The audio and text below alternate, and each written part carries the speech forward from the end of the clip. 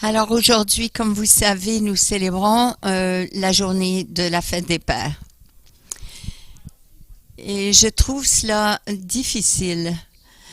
Euh, Quoi dire la journée des pères? Parce que je me trouve pas le père le plus merveilleux du monde. J'ai eu des bons moments et des mauvais moments. Et ce n'est pas avant que un jour que le Seigneur m'a parlé et lorsque j'ai dit au Seigneur, je ne sais pas comment faire cela. Et Dieu m'a dit, pourquoi est-ce que tu ne traites pas tes enfants de la façon que je te traite? Et cela a changé ma vie complètement. De voir, mais avec le décès du père de Cathy, j'ai réfléchi sur le rôle du père et comment un père influence d'une façon positive ses enfants. Et j'ai commencé à penser au père à, à Cathy. C'était un homme qui avait des défauts, mais j'ai trouvé ça extraordinaire de la façon que tout le monde voulait tellement l'honorer. Pourquoi ils étaient tant dévoués à cet homme, même s'ils trouvaient cela difficile d'être un père. Alors, quelle sorte d'héritage il a laissé? Alors, j'aimerais savoir, c'était quoi son secret? Et je suis venue à la conclusion que chaque petite fille et chaque petit garçon se demandent deux questions. J'ai pas compris.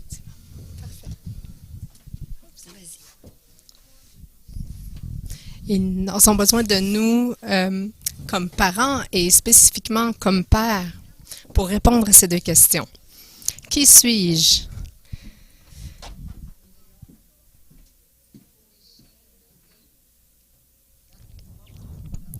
Ils ont besoin de savoir que nous les aimons, que nous croyons en eux.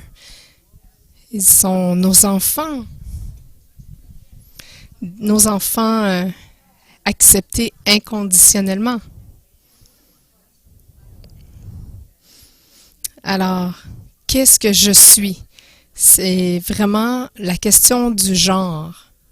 Chaque enfant, chaque adolescent, chaque jeune adulte le demande de toutes sortes de manières, encore et encore.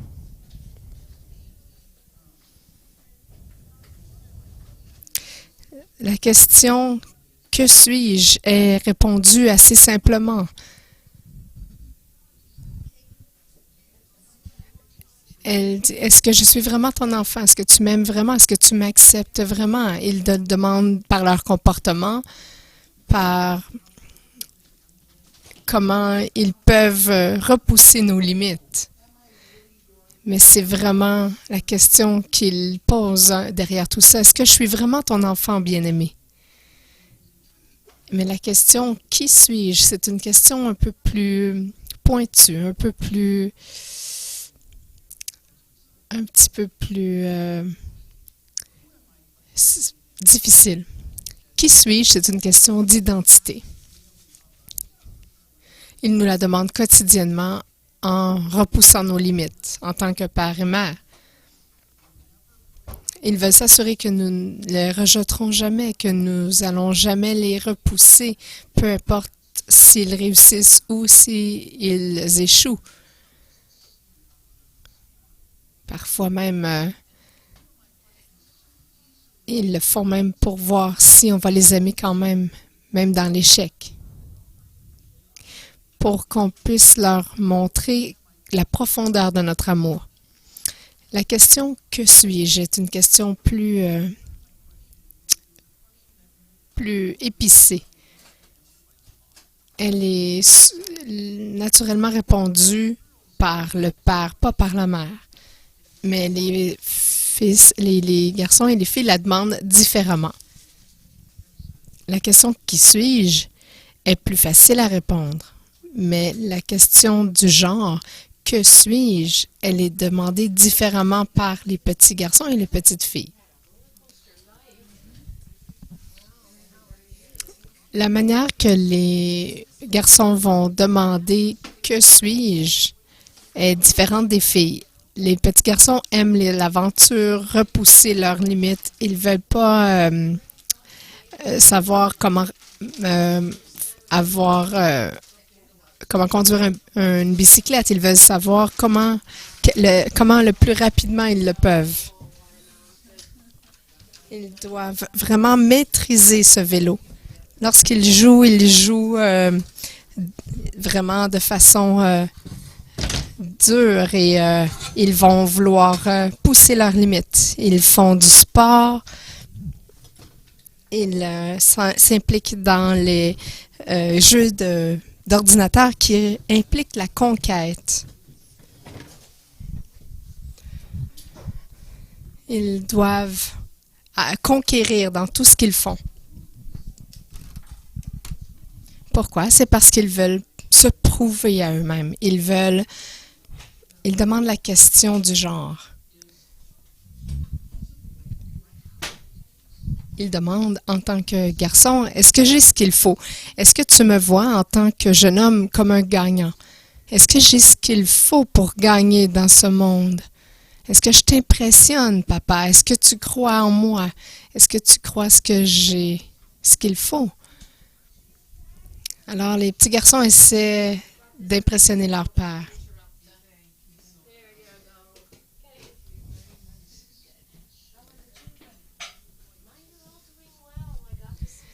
C'est la question qu'un petit garçon demande à son père de répondre. Et la question de la petite fille, c'est la même question, la question du genre. Que suis-je? Mais elle va le demander différemment et elle demande une réponse différente. Les petites filles aiment faire des petites simulations de thé ou de cuisine. Elles veulent être des princesses, elles veulent jouer à la maman avec leurs poupées.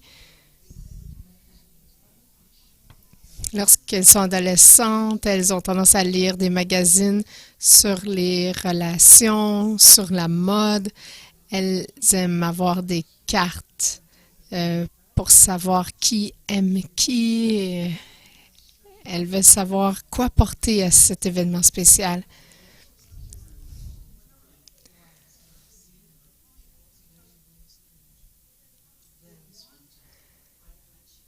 Elles veulent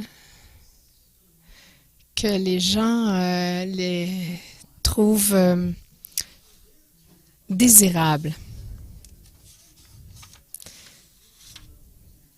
Leur question de genre, est-ce que je suis jolie, papa? Est-ce que je capture ton attention? Est-ce que je suis aimable, attirante? Parce que c'est ce qui définit leur sens du genre en elles. Elles peuvent faire beaucoup de choses dans les sports, mais ce n'est pas leur question primaire. Est-ce que je suis désirable? Est-ce que je capture ton attention? Vous savez, les jeunes garçons peuvent s'habiller de belle façon, mais ce n'est pas leur question primaire. Alors, voilà les deux questions que chaque petit garçon ou chaque petite fille demande. Première question, qui suis-je? Et la question est, tu es mon enfant et je t'aime inconditionnellement. Je t'aime complètement. Il n'y a rien que tu peux faire qui va diminuer mon amour pour toi. Mais la question du genre, pour la deuxième question du genre, pour un petit garçon, c'est est-ce que j'ai ce qu'il faut pour la vie? Et la petite fille demande, est-ce que je suis ta petite fille désirable et belle à tes yeux?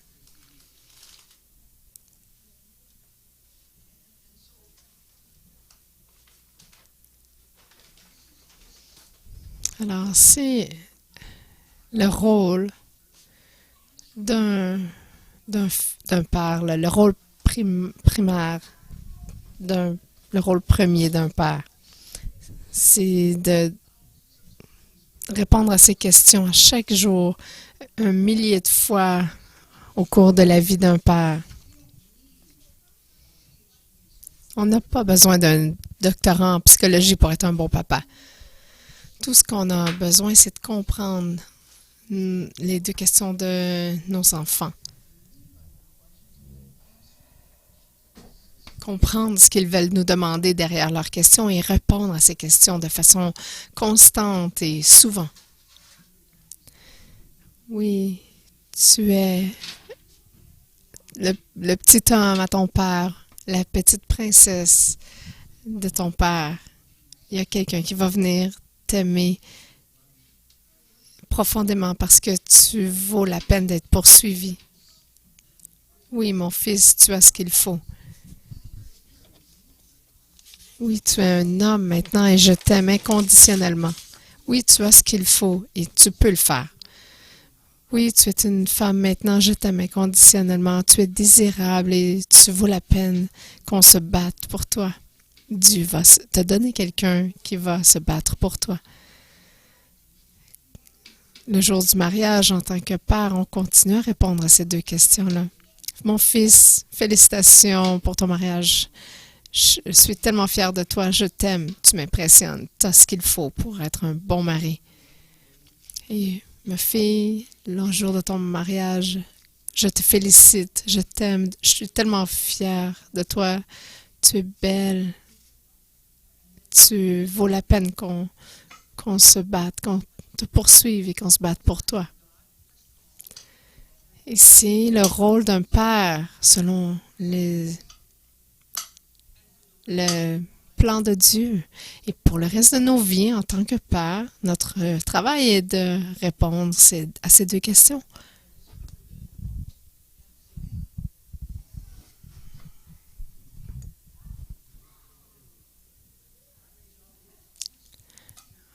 Alors oui, le rôle premier d'un père, c'est de dire « je t'aime inconditionnellement ». Et oui, mon fils, tu as ce qu'il faut. Et oui, ma fille, tu es désirable. Tu as de la valeur. Alors, avec ces deux facteurs, on a, selon le genre, deux craintes primaires. Les hommes craignent l'échec. Perdre son emploi, déclarer faillite ou avoir un échec avec un gros contrat ou un client. Parce que, à quelque part, les hommes doivent prouver qu'ils ont ce qu'il faut. Les circonstances pourraient prouver qu'on n'a pas ce qu'il faut. Les femmes n'ont pas peur de l'échec.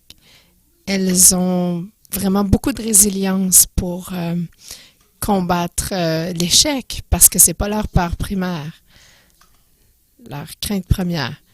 Les femmes, la crainte première des femmes est le rejet et l'abandon.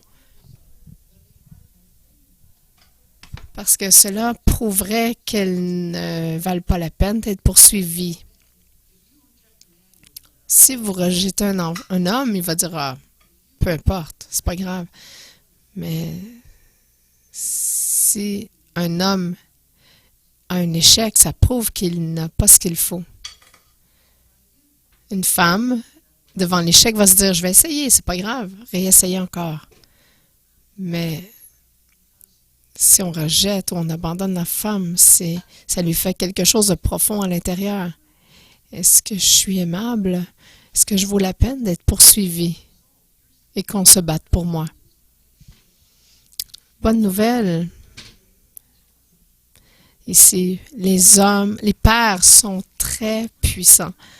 En tant que pères, nous sommes les hommes les plus puissants au monde pour nos propres enfants. Parce que nos enfants regardent à nous pour répondre à ces deux questions. Comment nous répondons à ces questions va vraiment définir leur vie, modeler leur vie. Il n'y a personne de plus puissant que nous, pères, aux yeux de nos enfants.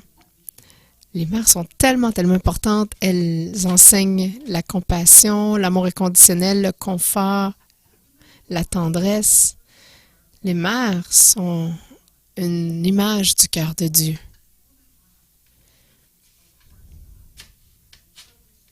Chaque famille a besoin d'une maman parce qu'elle est une image du cœur de Dieu. Mais lorsqu'il vient la question de l'identité, spécifiquement la question du genre, c'est le rôle du père d'aider à définir.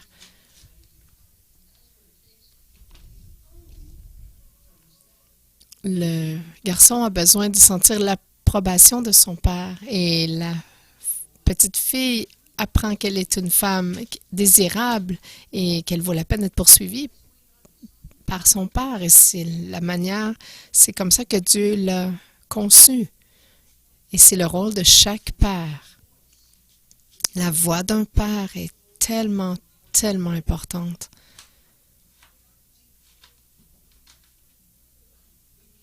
Nous devons apprendre à parler de la masculinité à nos fils, à nos petits garçons, à nos adolescents et même à nos hommes rendus adultes. Ça n'arrête pas lorsqu'on a 40, 50 ou 60 ans. On a besoin d'entendre ça toute notre vie. Jusqu'à ce qu'un homme sache profondément qu'il est un homme, il va avoir le réflexe de vouloir prouver qu'il est un homme. Alors, la plupart des hommes vivent leur vie hantés par cette question, est-ce que j'ai ce qu'il faut? Et leur vie peut être amputée par la réponse qu'ils ont peut-être eue dans le passé. Pourquoi est-ce que les jeunes hommes se joignent à des gangs de rue? Parce qu'ils recherchent des gens qui leur disent « Oui, tu as ce qu'il faut. Viens te joindre à nous. »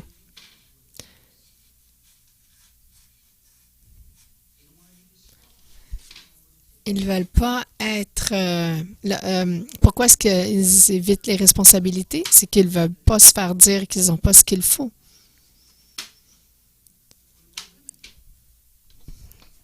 Pour les femmes, les pères doivent apprendre à parler de la féminité à leurs filles. Parce que jusqu'à ce qu'une femme le sache profondément, elle va essayer de prouver qu'elle est une femme et désirable.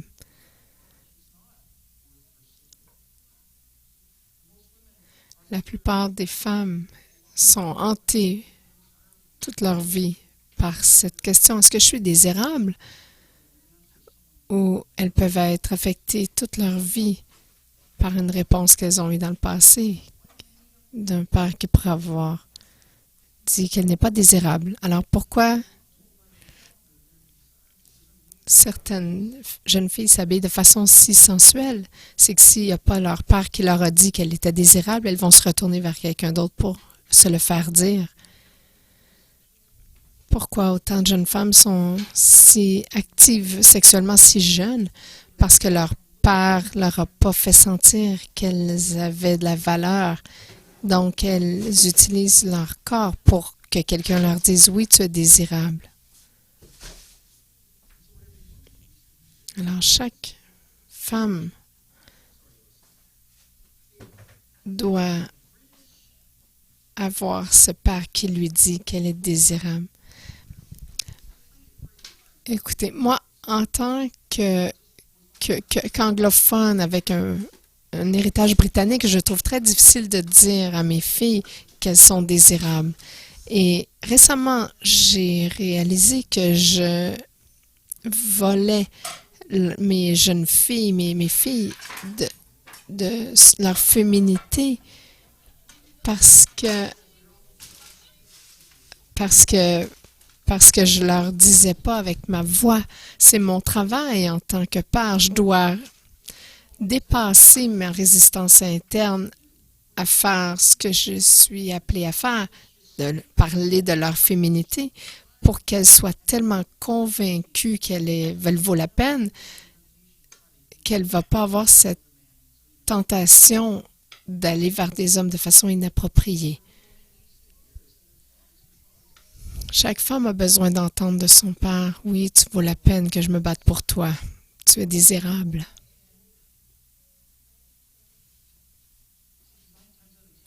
9 fois sur 10, si la jeune fille n'entend pas ça de son père, elle va l'entendre d'un autre gars. N'importe qui. Mais je ne sais pas si vous savez, mais je brise les normes culturelles récemment parce que quelqu'un doit vous le dire et la plupart des pères n'ont pas dit que leur jeune fille était désirable, alors elles doivent l'entendre de quelqu'un qu'elles peuvent être en sécurité avec. Mais je vois les jeunes femmes rayonner maintenant que je l'exprime plus ouvertement.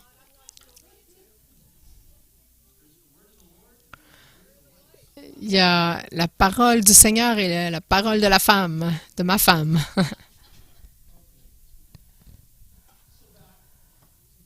Alors, de retour au Père. Les pères ici. Qui est-ce qui a la voix la plus puissante dans le monde? Un père. Dans la vie de ses enfants. Il n'y a pas personne qui va avoir plus d'impact dans nos vies qu'un autre père. Et c'est pour ça que tout le monde a besoin d'un père en santé pour parler dans nos vies. Chaque homme ici, retenez bien ceci, vous êtes tellement puissant. Vous êtes puissant aussi pour vos petits-enfants. Oui, mon petit-fils, oui, tu peux le faire. Oui, ma petite fille, tu es désirable. Voici un fait simple de la vie. On ne peut pas donner quelque chose qu'on n'a pas reçu ou qu'on n'a pas nous-mêmes. Certains d'entre nous n'avons jamais reçu ces mots de notre Père. Certains de nous, on n'a jamais entendu « Mon fils, t'as vraiment ce qu'il faut ». Et si on ne l'a pas reçu nous-mêmes, c'est difficile de le communiquer.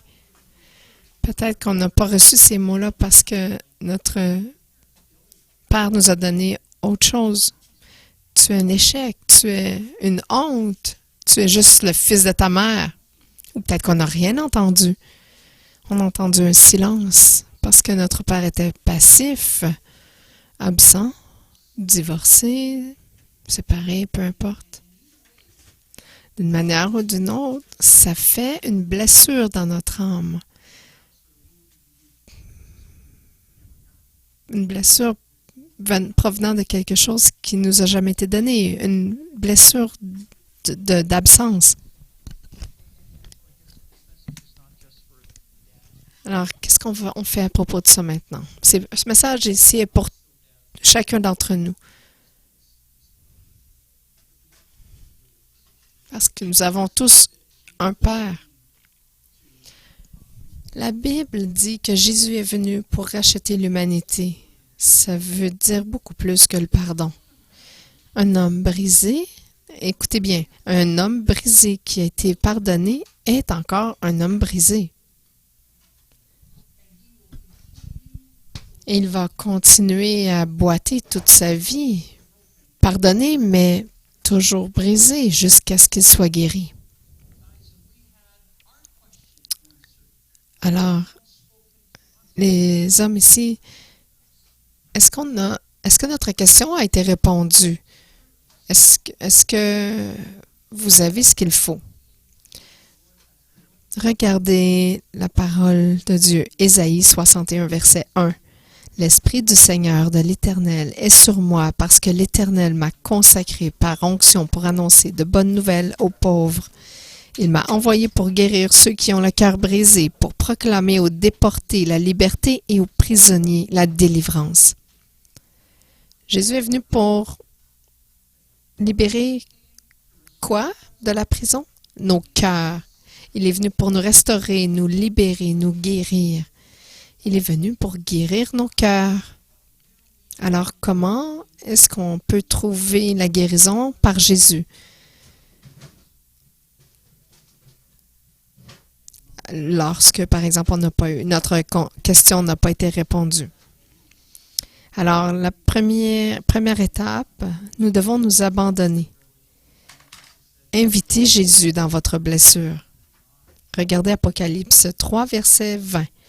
Voici, je me tiens à la porte et je frappe. Si quelqu'un entend ma voix et ouvre la porte, j'entrerai chez lui. Je souperai avec lui et lui avec moi. Alors, dans ce contexte, je parle que nous devons inviter Jésus dans notre blessure et le laisser commencer à nous guérir. On dit, Jésus, j'ai cette blessure. On ne m'a jamais répondu cette question.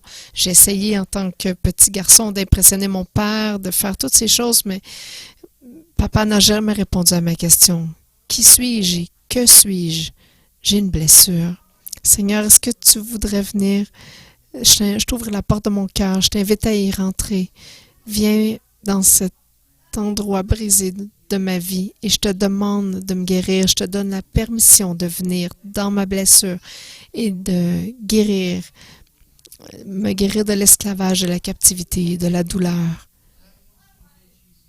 Une fois que nous avons invité Jésus, nous devons simplement faire face à la perte. Nous devons pleurer. C'est important. Si on ne pleure pas, on ne va jamais comprendre l'impact. Mais si on fait face à notre perte, on va recevoir une huile de joie.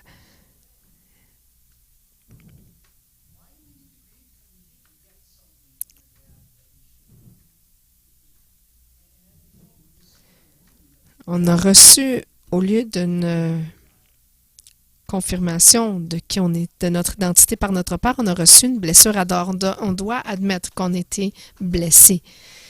Même si on aime notre Père profondément, on doit vraiment faire le deuil et laisser les larmes monter parce qu'elles déclarent la blessure. Les larmes sont précieuses pour Dieu.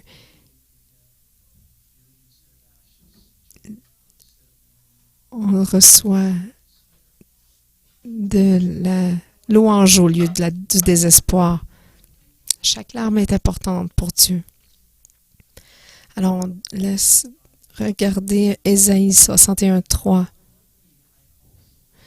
pour donner en deuil une belle parure au lieu de la cendre, une huile de joie au lieu du deuil, un costume de louange au lieu d'un esprit abattu.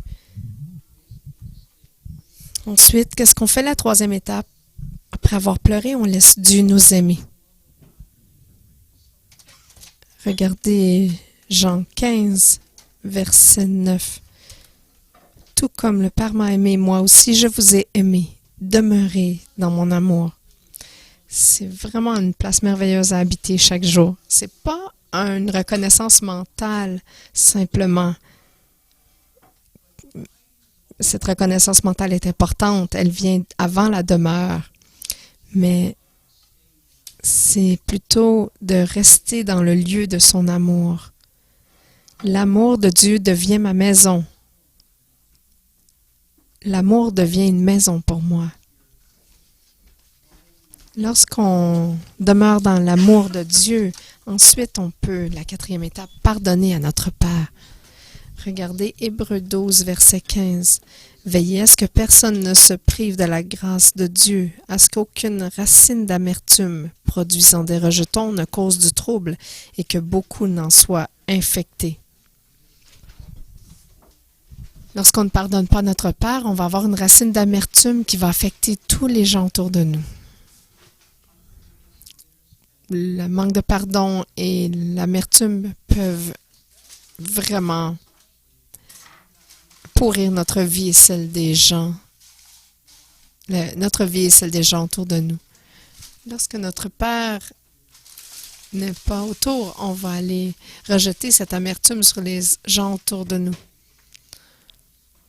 Particulièrement notre épouse, nos enfants ou les gens autour de nous. les autres proches qui sont près de nous. Alors, on doit demander à Dieu de venir nous guérir alors que nous pardonnons. Nous reconnaissons la blessure et nous pardonnons, nous étendons ce pardon à notre Père. Puis on relâche notre Père. J'ai fait cette étape de relâchement de mon Père à l'âge de 25 ans environ. En tant que Britannique, on montre pas de faiblesse, on montre pas d'émotion, on devient pas vulnérable. Alors, j'ai dû libérer mon père de toutes ces dysfonctions culturelles qui l'empêchaient de me dire « Tu as ce qu'il faut et je t'aime inconditionnellement ». Alors, nous relâchons notre père de l'offense. Il y a un certain temps de guérison qui est nécessaire après, mais premièrement, nous devons faire le choix de relâcher le pardon envers notre Père. Certains d'entre vous, leur père est mort. Votre père est mort. Alors, on peut demander à Dieu d'être notre Père. C'est la dernière étape. J'ai eu l'apôtre Chuck ou David McCann qui a été un père dans ma vie. Mais nous devons inviter Dieu le Père à être notre Père. Il est le Père parfait.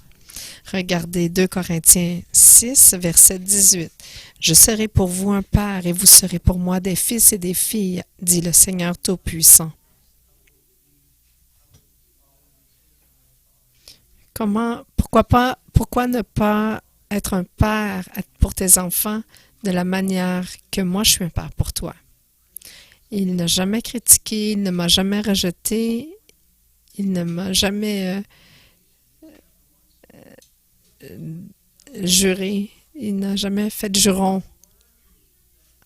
envers moi. Il ne m'a jamais condamné ou diminué, ridiculisé. Alors c'est comme ça que je peux être un meilleur père, parce que je suis un père de la manière que Dieu est un père pour moi. Alors, on laisse Dieu nous dire ce qu'il pense de nous. Pourquoi? Parce qu'on doit encore avoir la réponse à cette question. Seigneur, est-ce que j'ai ce qu'il faut? Tu es créé à mon image. J'ai un plan pour ta vie. Jérémie 29, 11, des plans pour te donner la prospérité, un espoir et un futur. Une espérance et un futur. Alors, on le laisse Dieu répondre à cette question. Qui suis-je et que suis-je? Est-ce que j'ai ce qu'il faut? Dieu dit oui. La seule personne qui peut vraiment répondre à cette question de toute façon, c'est Dieu le Père. Parce que nos parents biologiques sont imparfaits.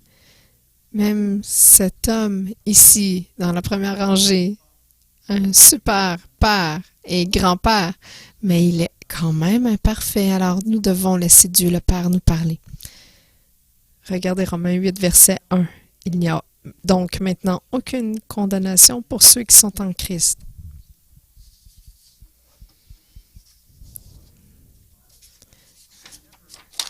En laissant Dieu être notre Père, on va pouvoir être un père pour les enfants dans nos vies. Il n'est jamais trop tard pour être un père.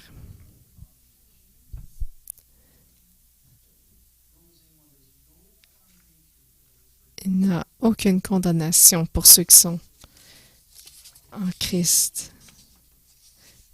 Le Père nous aime en tant que Père parfait. Ce message est pour tout le monde, mais il s'adresse plus particulièrement aux hommes ici.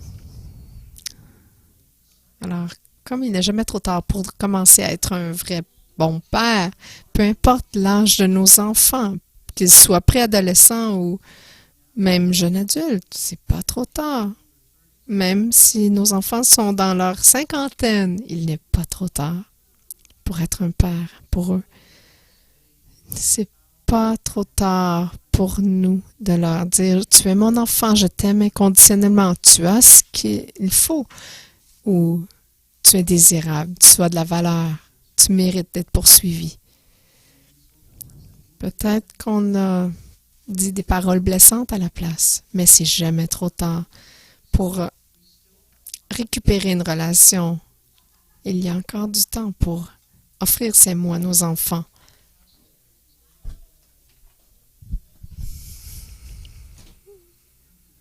Il ne faut pas justifier, il ne faut pas défendre nos actions passées.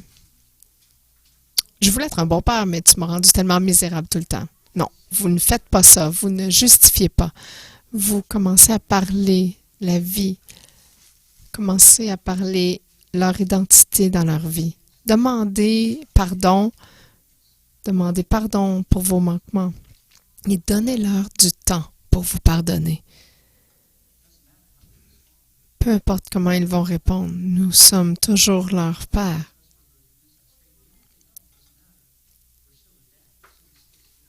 Alors, nous devons parler l'identité.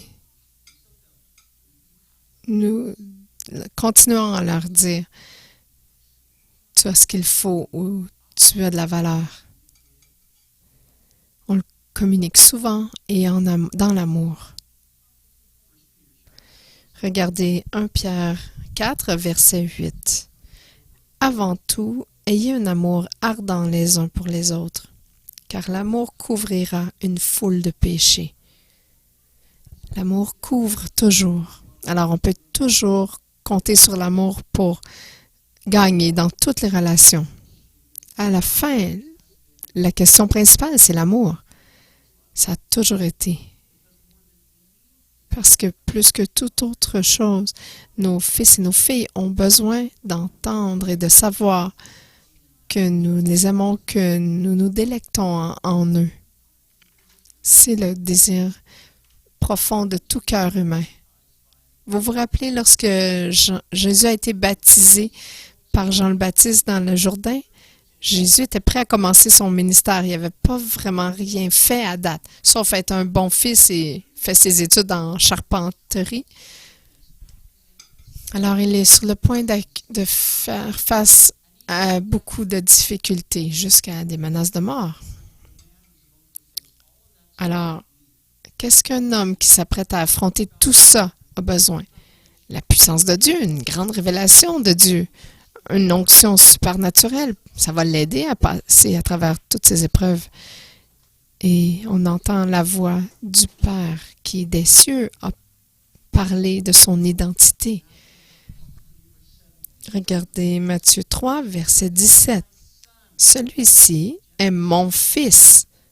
C'est la question du genre. Mon fils bien-aimé,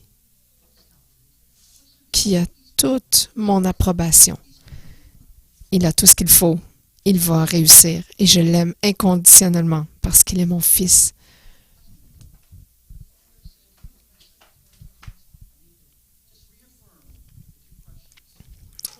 Alors, le Père a réaffirmé toute question que son fils a demandé. Tu es mon fils. Qui suis-je? Tu es mon fils. Que suis-je? Tu as toute mon approbation. C'est le message qu'on doit transmettre à nos enfants. C'est mon fils, c'est ma fille. Je suis tellement fière de toi. Je suis tellement ravie de toi. Tu as ce qu'il faut. Tu as de la valeur. Tu es désirable. Tu mérites qu'on te poursuive. Chaque père peut offrir cela. Mais seulement nous, les pères, pouvons répondre à cette question de façon satisfaisante pour nos enfants. Tu as ce qu'il faut.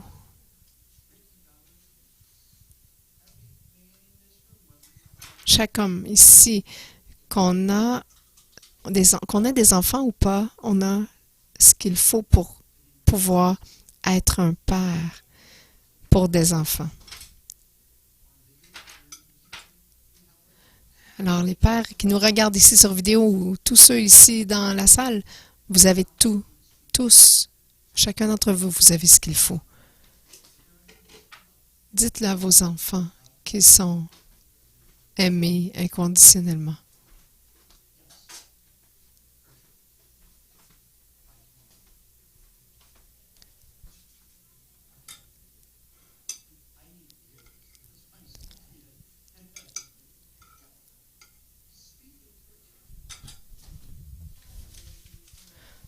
Dites à vos enfants qu'ils ont ce qu'il faut, qu'ils sont désirables, qu'ils valent la peine d'être poursuivis. Alors voici, retour à ma question originale. J'ai dû parler de cela avec ma femme, Pastor Cathy. Ses enfants voulaient tellement l'honorer. J'ai dit, ah, vraiment? J'ai pas vu ça lorsque j'ai commencé à regarder ce message. Et savez-vous ce que j'ai découvert?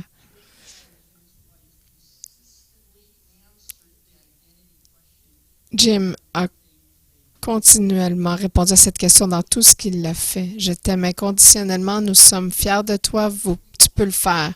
On va toujours te supporter, peu importe ce que tu fais dans ta vie. Peu importe comment tu réussis ou tu t'écrases, tu échoues, on va toujours être là pour toi. Ils étaient tellement réguliers, même dans leur faiblesse, de répondre à cette question d'identité. Ils ont toujours honoré leur père. Parce qu'ils ont répondu tellement, de façon tellement régulièrement. Jim a passé du temps avec ses fils. Il n'a jamais